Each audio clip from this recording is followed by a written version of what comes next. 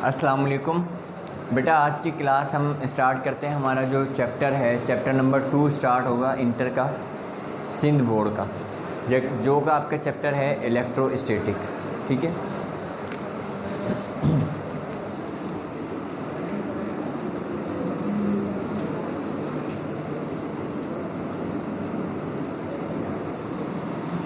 Electro जो है, electro का मतलब क्या होता है आपके पास चार्जेस,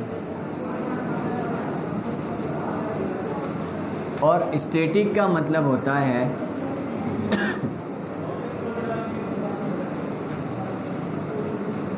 एट रेस्ट। जब कोई चीज़ रेस्ट कंडीशन में हो तो उसको हम स्टैटिक कहते हैं। ठीक है, कोई भी चीज़ जब रेस्ट कंडीशन में हो तो उसको आप स्टैटिक कहते हैं। और इलेक्ट्रो का मतलब होता है हमारे पास चार्जेस। तो इस चैप्टर के अंदर जो हम पढ़ेंगे बेटा, वो हम पढ़ेंगे चार्जेस एट रेस्ट। ठीक है, हम ये बात जानते हैं कि चार्जेस हमारे पास दो होते हैं। एक होता है बेटा पॉजिटिव चार्ज और दूसरा नेगेटिव चार्ज होता है। और पॉजिटिव जो चार्जेस होते हैं, इनकी वजह से आपके पास एक होता है मैग्नेट जो अट्रैक्ट करते हैं एक दूसरे को, और एक होते हैं चार्जेस जो अट्रैक्ट करते हैं एक दूसरे को। मगर मैग्नेट के अंदर जो होते हैं वो हमारे पास दो पोल होते हैं। एक ही मैग्नेट होता है, उसमें दो पोल होते हैं, एक होता है साउथ पोल और एक होता है नॉर्थ पोल। इसी तरीके से जो चार्जेस हैं, चार्जेस में आपके पास दो चार्ज होते हैं। मैग्नेट में दो पोल होते हैं, दो साइड्स होती हैं उसकी, और चार्जेस में हमारे पास दो चार्ज होते हैं। एक होता है पॉजिटिव चार्ज और दूसरा होता है नेगेटिव चार्ज। हम ये बात जानते हैं कि पॉजिटिव क्या करेंगे, सेम चार्जेस क्या करते हैं, हमेशा एक दूसरे को अट्रैक्ट करते हैं या रिपेल करते हैं। तो बेटा सेम जो चार्जेस होंगे वो क्या करेंगे, एक दूसरे को रिपेल करेंगे। और जो अनलाइक चार्जेस होंगे, जैसे कि पॉजिटिव और नेगेटिव, अनलाइक चार्जेस क्या करेंगे, एक दूसरे को अट्रैक्ट करेंगे। हर चार्ज की एक, और चार्ज को जो रिप्रेजेंट किया जाता है वो Q से रिप्रेजेंट किया जाता है। चार्ज को हम Q से रिप्रेजेंट करते हैं। और आपको याद होगा कि इससे पहले हम हीट को Q से रिप्रेजेंट कर रहे थे, मगर वो हम कैपिटल Q से कर रहे थे। हीट को हम कैपिटल Q से रिप्रेजेंट कर रहे थे, चार्ज को हम रिप्रेजेंट करते हैं स्मॉल q से।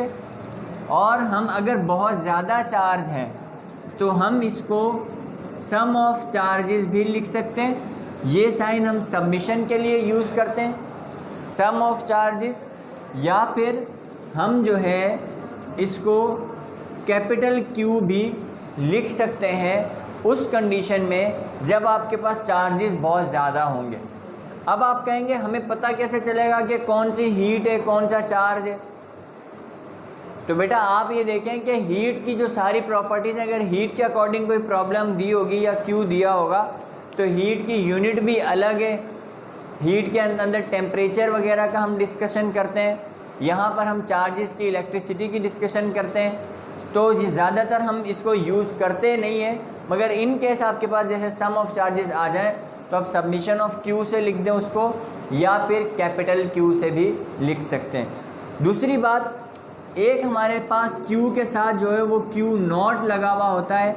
इस नॉट का मतलब होता है ऐसा चार्ज जिसकी अपनी कोई इलेक्ट्रिक फील्ड नहीं है। अब इलेक्ट्रिक फील्ड क्या होती है इसको हम आगे डिस्कस करते हैं।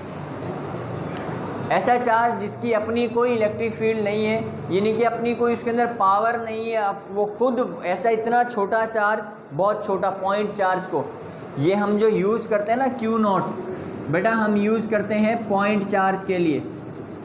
तो ऐसा चार्ज जिसकी अपनी कोई अट्रैक्शन या रिपल्जन नहीं होती, जो किसी दूसरे चार्ज को अट्रैक्ट नहीं कर सकता, रिपेल नहीं कर सकता, ऐसे चार्ज के लिए हम Q नॉट का यूज़ करते हैं। ठीक है, आपके पास ये जो चार्जेस आ गए, तो इसी तरीके से आपके पास इलेक्ट्रोस्टैटिक, इलेक्ट्रोडायनेमिक भी आ सकता है। डायनेमिक हम हमेशा किसे कहते हैं, बेटा डायनेमिक का मतलब होता है मोशन। कोई भी चीज़ जब मूव कर रही है तो उसको हम डायनेमिक कहेंगे। अगर वो हमारी अपनी फोर्स की वजह से मूव कर रही है, अगर वो हीट की वजह से मूव कर रही है तो थर्म को हीट कहते हैं, थर्म का मीन्स होता है। तो हीट की वजह से जैसे हमारे पास उसमें क्या हो रहा था, second law of thermodynamic, first law of thermodynamic, है ना, उसमें क्या हो रहा था, हीट की वजह से ऑब्जेक्ट के अंदर वर्क डन हो रहा था। तो कोई भी चीज़ मूव करे, अगर वो कोई भी ऐसी चीज़ जो मूव करे फोर्स के ज़रिए से, अगर वो फोर्स हीट है तो वो थर्मोडायनेमिक, अगर वो फोर्स इलेक्ट्रिसिटी है तो इलेक्ट्रोडायनेमिक। जैसे कि करंट आ रहा है, अब करंट के अंदर जो चार्जेस मूव कर रहे हैं ये किसी ना किसी फोर्स के ज़रिए से कर रहे हैं ना, और वो फोर्स कौन सी है, इलेक्ट्रिसिटी है।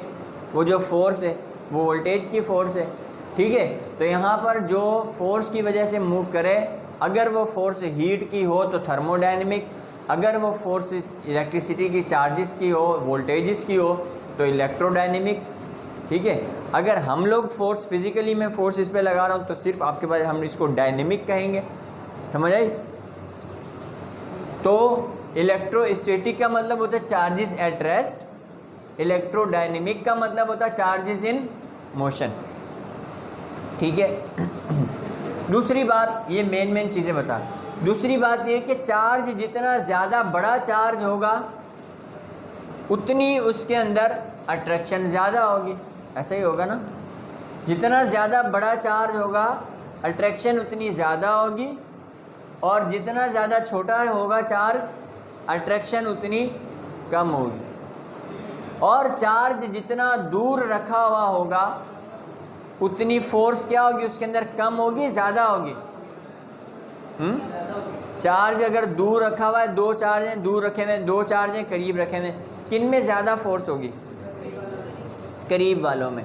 जितना ज़्यादा करीब रखे हुए होंगे फोर्स उतनी ज़्यादा होगी, जितना दूर रखे हुए होंगे फोर्स उतनी क्या होगी, कम होगी। यही तो कहता है हमें इस चैप्टर का पहला टॉपिक, जो कि है कॉलम्स लॉ।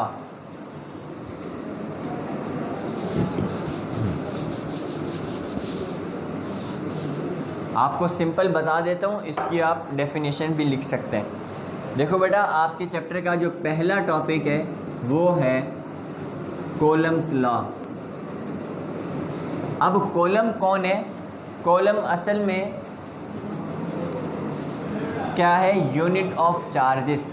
वैसे तो एक साइंटिस्ट थे जिन्होंने यूनिट्स के ऊपर, जिन्होंने चार्जेस के ऊपर काम किया, ठीक है। तो जो चार्ज की यूनिट रखी वो उन्होंने अपने नाम पे रखी, चार्ज की यूनिट कॉलम। जैसे कि फोर्स की यूनिट न्यूटन है तो वो न्यूटन ने अपने नाम पे रखी।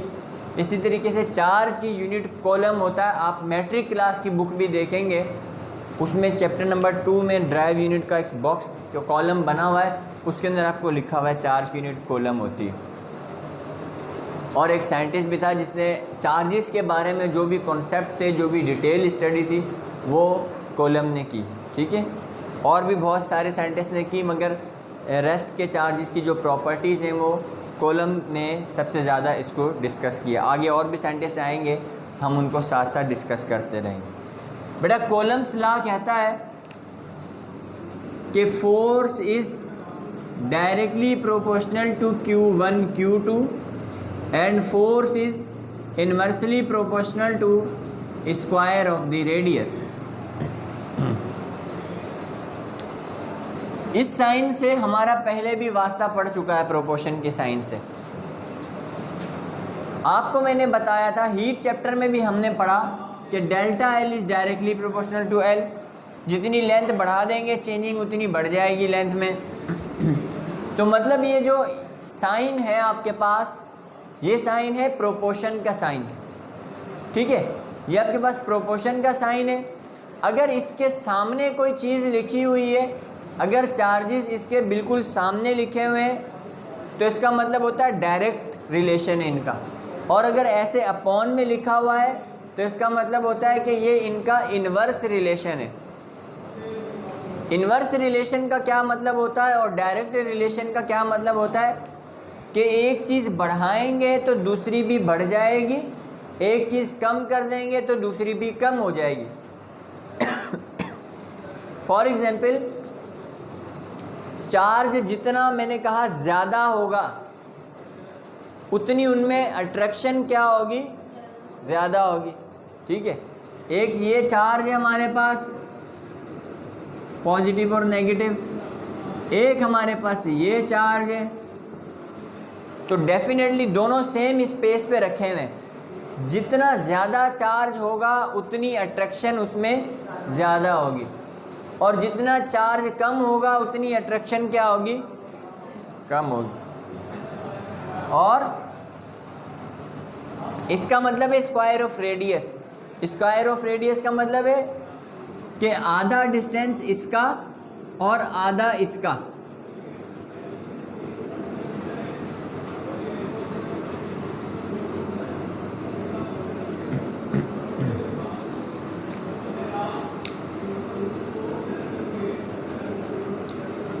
तो ये आर कहलाएगा, ये आर कहलाएगा, ये आर और ये आर, मतलब ये दो आर हो गए।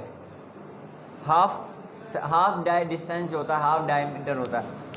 तो बेटा कहता है कि इसमें ज़्यादा फोर्स, दोनों का मास सेम है, अगर या चार्जेस दोनों में सेम है तो इसमें ज़्यादा फोर्स होगी या इसमें, किसमें, ऊपर वाले में या नीचे वाले में ज़्यादा होगी। चार्ज दोनों सेम है, मास दोनों का सेम है, हर चीज़ सेम है, बस वो दूर रखा हुआ, ये करीब रखे हुए। हाँ, तो यही तो ये बात कहता है कि इन्वर्स रिलेशन, एक चीज़ बढ़ा देंगे यानी कि रेडियस बढ़ा देंगे, फासला बढ़ा देंगे तो फोर्स ऑफ अट्रैक्शन कम हो जाएगी, और फासला कम कर देंगे तो फोर्स ऑफ अट्रैक्शन बढ़ जाएगी। ठीक है, फोर्स ऑफ, सिर्फ फोर्स ऑफ अट्रैक्शन ही नहीं, फोर्स ऑफ रिपल्जन भी। रिपल्जन का मतलब ये कि अगर तो ये पॉजिटिव नेगेटिव है फिर तो अट्रैक्ट कर लेंगे, और अगर पॉजिटिव और पॉजिटिव है तो क्या कर देंगे, रिपेल। आपकी उर्दू की बुक में लिखा हुआ दफ़ा कर देंगे एक दूसरे को। ठीक है, तो ये दफ़ा कर देंगे। अगर दोनों जो चार्जेस हैं वो क्या है, सेम है, तो जाहिर सी बात है जो जितना चार्ज दोनों सेम है तो अगर करीब रखेंगे तो वो उतनी ज़्यादा फोर्स लगा के उसको वापस दूर भगाएगा, है ना। तो हम इस लॉ को ऐसे भी लिख सकते हैं, force of attraction and repulsion between two charges. ठीक है, बस सिर्फ आपके पास ये लिखा हुआ आ जाए, बाकी सब आप खुद लिख लेंगे। Force of attraction and repulsion between two charges is directly proportional to each other. लिख लेंगे ना, force of attraction and repulsion between two charges is directly proportional to their charges and inversely proportional to square of the radius. ठीक है, लिख लेंगे या लिख लूँ ये भी, लिख लेंगे। ठीक है, ये लाजमी लिखिएगा इसको देखकर। Force of attraction and repulsion, ये दोनों एक ही force of attraction and repulsion is directly, force of attraction and repulsion between two charges, दो चार्जेस के दरमियान जो फोर्स ऑफ अट्रैक्शन और रिपल्जन है is what, directly proportional to charge, directly proportional to charge and inversely proportional to radius. और radius के वो क्या है, इन्वर्सली प्रोपोर्शनल है। समझ आई बात, नहीं आई?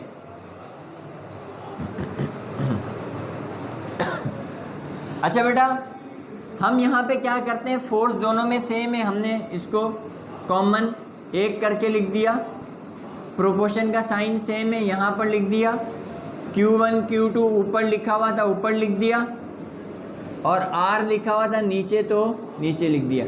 इन दोनों फार्मूलाज को मर्ज करके मैंने ये फार्मूला बनाया। दो F थे, एक करके लिख दिया, प्रोपोर्शन की दोनों सेम साइन थी, लिख दी। Q1 Q2 ऊपर लिखा हुआ था ऊपर लिख दिया, 1 से मल्टीप्लाई करने से कोई फ़र्क नहीं पड़ता, और R जो है वो नीचे लिखा हुआ था तो उसको हमने नीचे ही लिखा रहने दिया। हमारे पास कोई भी फार्मूला ऐसा नहीं होता कि जिसमें प्रोपोर्शन का साइन आए। हमेशा फार्मूले में कौन सा साइन आता है, इज इक्वल टू का आता है, और हमें इसको हटाना होता है। तो इसको हटाने का क्या रूल होता है, यस, इसको हटाते हैं तो हम इज इक्वल टू और साथ कुछ कांस्टेंट लगाते हैं। किसी का कांस्टेंट कोई होता है, किसी का कोई होता है, अल्फ़ा बीटा गामा, हमने पीछे अल्फ़ा और बीटा लगाए थे। यहाँ पर हम क्या करेंगे, प्रोपोर्शन का साइन हटाएंगे तो इज इक्वल टू और कांस्टेंट लगाएंगे। इसका कांस्टेंट है के। सही है जी। तो इसको हम ऐसे लिखेंगे, force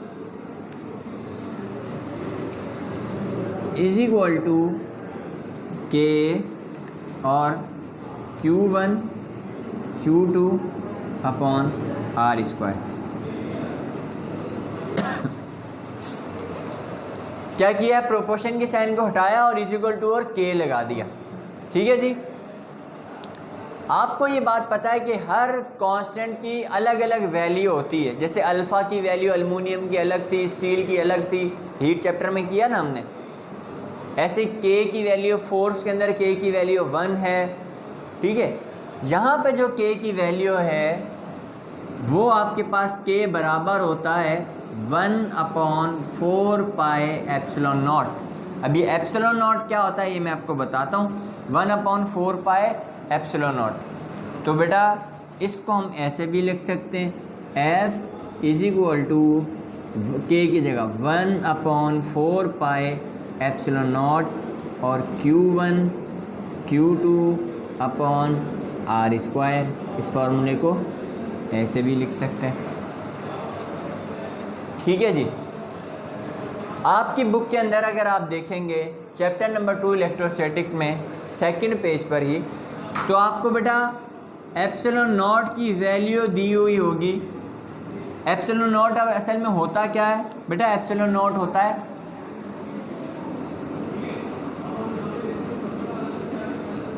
permittivity of free space. Permittivity of free space. अब परमिटिविटी ऑफ फ्री स्पेस क्या है, यहाँ तक बात समझ में आई या नहीं आई? कहीं ऐसा ना हो मेरे सामने बोल दो समझ आ गई। कोलम लॉ क्या कहता है, क्या कहता है सर? कोलम लॉ क्या कहता है? आज मैं मुरसलीन से सवाल पूछने वाला हूँ, देखते हैं जवाब देता है नहीं देता। जी सर।